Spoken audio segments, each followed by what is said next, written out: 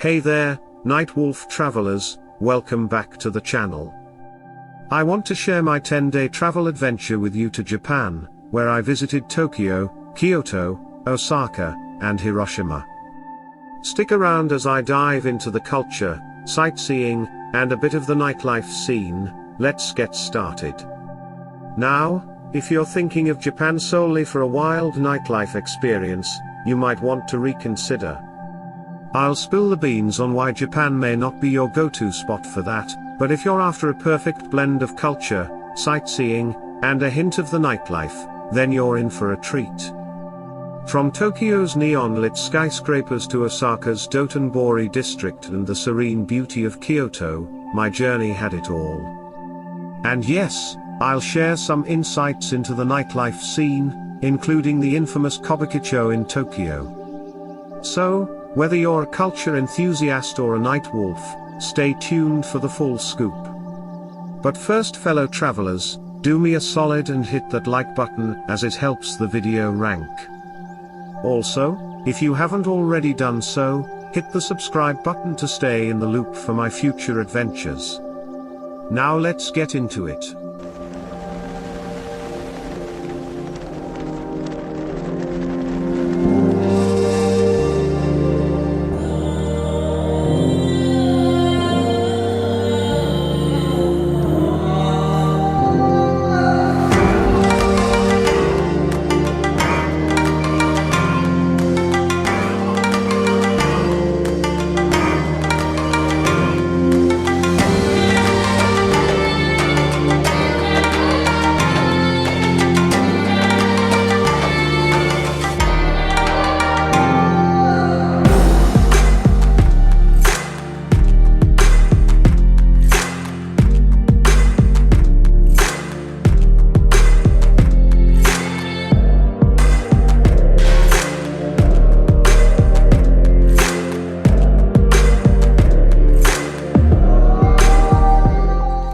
I had 10 days in Japan back in October 2023, and I was looking to cram in as much as I could in that time. I was ideally looking for culture and sightseeing as well as guys' nightlife at night, as how could I resist those Japanese lovelies? First off, I will say that if you are just looking for naughty nightlife, Japan isn't the destination for you. With prices similar to most Western countries, you can get much more bang for your buck in other Southeast Asian sweet spots. If you're looking for a mixture of culture and sightseeing with a little naughty nightlife, then I would definitely recommend a trip to Japan. I visited Tokyo, the largest city in Japan, and then went to Osaka, Kyoto, and Hiroshima. The trip was jam-packed, visiting all four cities and making the most of sightseeing and experiences.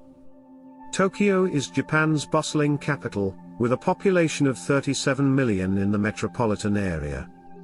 It blends the ultra-modern with the traditional, featuring neon-lit skyscrapers and historic temples.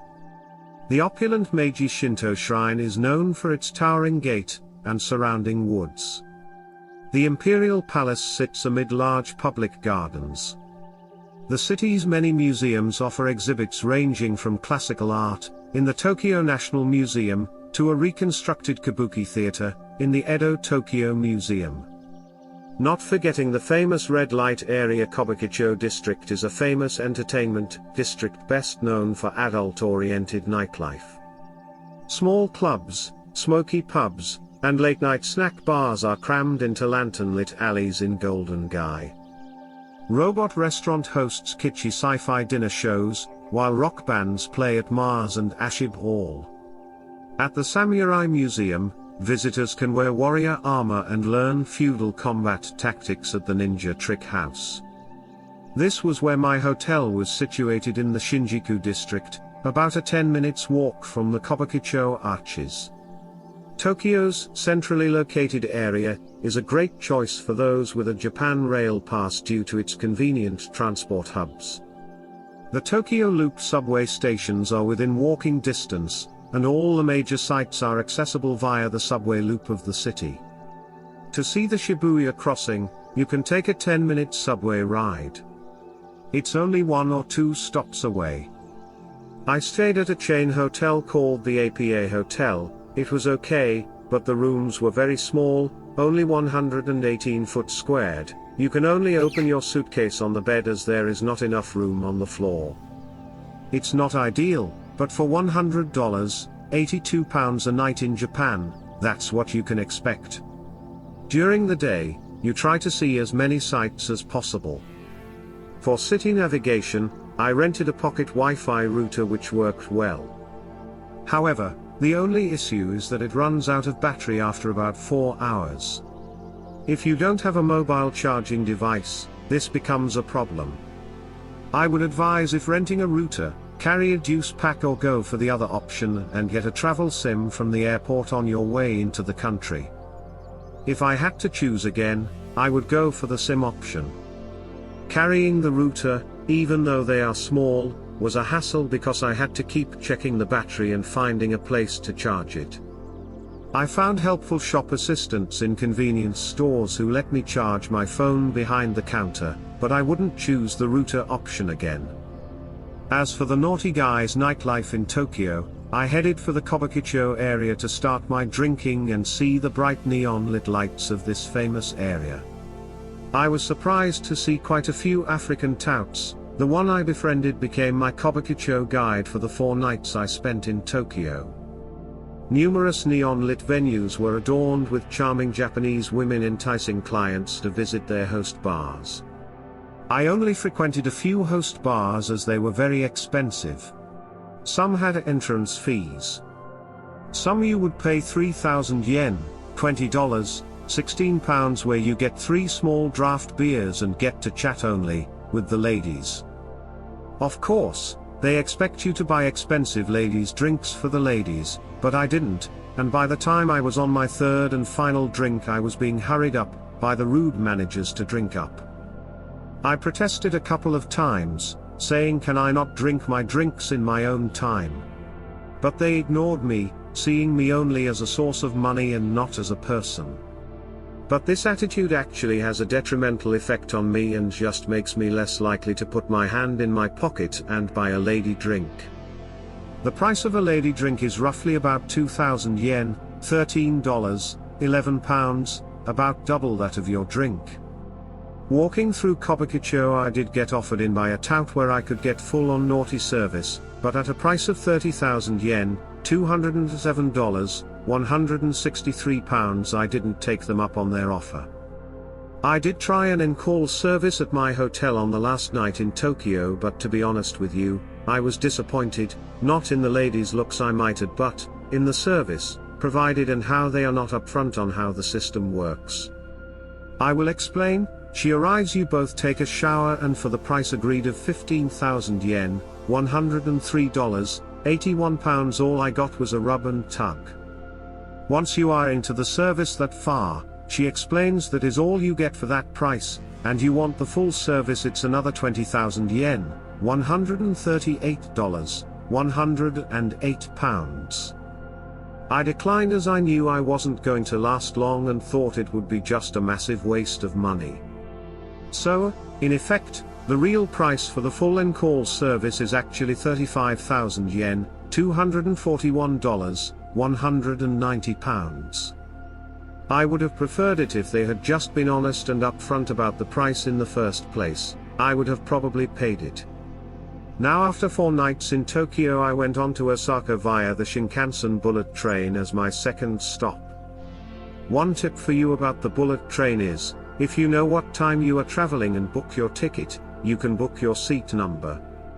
If you didn't bother like I didn't and want to sit on the right side of the train to catch a glimpse of Mount Fuji and sit in any seat, don't be surprised if you get some disgruntled Japanese guy coming up to you cursing because you are sat in his seat. They take this very seriously and will let you know about it. I still managed to catch a glimpse of the stunning Mount Fuji, I might add. Be mindful when navigating the busy stations in Japan, they are hectic and sometimes very confusing. Take your time and make sure to read things twice, and you shouldn't go wrong. Arriving in Osaka, I had about a 20-minute walk to my hotel. I could have taken a taxi, but as you have probably heard, taxis are very expensive in Japan. Just make sure you have Wi-Fi or data for navigation, and all is doable. After checking into my hotel, I like to explore and see what is within walking distance. I chose a fairly good location within a close vicinity to Osaka station, as I planned to use Osaka as a base to do Hiroshima and Kyoto on day trips. If you're planning to visit multiple cities in Japan, I highly recommend buying the Japan Rail Pass. It's well worth the price and will save you money, as like everything else in Japan, rail travel is expensive. Many people online and on YouTube recommend the Dotonbori area in Osaka for the best nightlife. The main center is where the famous Running Man is located. I was actually a little disappointed. I struggled to find this famous nightlife, I really had to look for it. And when I did find some, I was underwhelmed to say the least. Was this just me, or is it all YouTube hype? Let me know in the comments, guys. I don't think I would be in a rush to go back there for nightlife. I wanted to visit the adult entertainment areas in Osaka but didn't have time.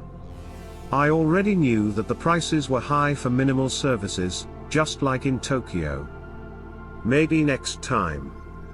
Kyoto and Hiroshima are well worth a visit for day trips or longer if you want a more detailed experience. Kyoto is a traditional and relaxed city with a Japanese essence, while Hiroshima has become a modern city after the atomic blast in the 1940s. Both cities are worth visiting, and if you're staying in Osaka, it's easy to visit them using the Shinkansen/bullet train. You can do it as day trips or stay longer. In summary, Japan is a great destination for all kinds of travelers, but it is much more expensive than other Asian countries. Take plenty of money and plan your trip with due diligence, and you will have a great time. And there you have it, Night Wolf travelers. Japan, with its rich history, modern wonders, and unique nightlife, is truly a destination like no other. From the bustling streets of Tokyo to the tranquility of Kyoto and the resilience of Hiroshima, my 10 days were a whirlwind of experiences. If you've enjoyed this journey, don't forget to hit that like button, subscribe for more adventures, and share your thoughts in the comments. Until the next time, keep exploring, stay curious, and may your travels be as unforgettable as mine. Watch this video to the end and check out some of the footage I took on my Japanese adventure.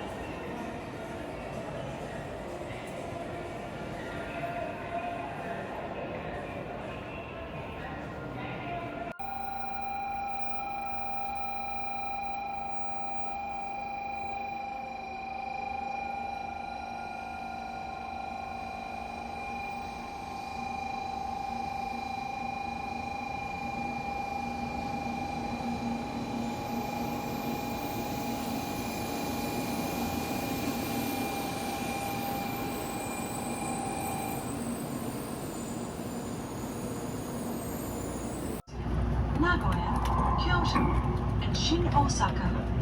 After leaving Shin Osaka, we'll be stopping at all stations before arriving at Okayama Terminal.